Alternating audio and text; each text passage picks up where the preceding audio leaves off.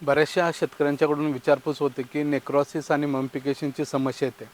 तर ही समस्या येण्यापाठीमागचं मेन कारण म्हणजे अन्नद्रव्याची कमतरता किंवा अन्नद्रव्याचा इम्बॅलन्स असणं आणि याच्यामुळे आपल्याला नेक्रॉसिस असेल, मम्पिकेशन असेल किंवा गर भरणं ही समस्या येत असते. तर त्यासाठी आम्ही जे आयडियल फाउंडेशनच्या माध्यमातून रिकमेंडेशन करतो की ज्याच्यामुळे आपल्याला गर चांगला मिळतो, मम्पिकेशन कमी होतं, नेक्रॉसिसची समस्या कमी होते. आणि त्यासाठी आपल्याला 70 ते 75 दिवसांनी पानदेट परीक्षणाच्या अहवालानुसार आपण जर जमिनीमध्ये सुपरफॉस्फेट, त्याचबरोबर फॉस्फरिक ॲसिड आणि आयमिक्स याचं जर निवडी तयार केली आणि ते प्रत्येक झाडाला जर आपण दिली तर नक्कीच आपल्याला त्या ठिकाणी गर चांगल्या पद्धतीने मिळते, नेक्रॉसिसची समस्या कमी होते. याच्या पाठीमागचं एकमेव कारण हे की झाडामध्ये पोटॅश अतिरिक्त असणं, फॉस्फरसच्या लेवल कमी असणं, नायट्रोजन वाढलेलं असणं, काडीची पक्वता दिवसाच्या अगोदर होणं, ह्या सगळ्या परिस्थितीमुळं किंवा मॅग्नेशियमची कमतरता असणं, ह्या सगळ्या गोष्टीची जर इम्बॅलन्स असेल तर आपल्याला नक्कीच नेक्रॉसिस किंवा मम्पिकेशनची समस्या येते.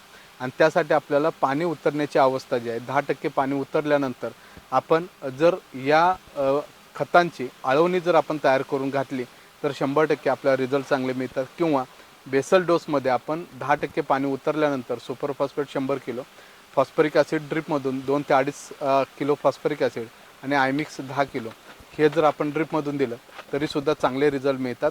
जेणेकरून नेक्रॉसिस किंवा गर किंवा क्रंची मनी हा चांगला तयार करायचा असेल तर पानदेट परीक्षणाच्या अहवालानुसार अन्नद्रव्याचा बॅलन्स करा. नक्कीच आपल्याला त्याचा फायदा वजन आणि क्वालिटी उत्पादनासाठी त्याचा फायदा नक्कीच चांगल्या पद्धतीनं होऊ शकेल.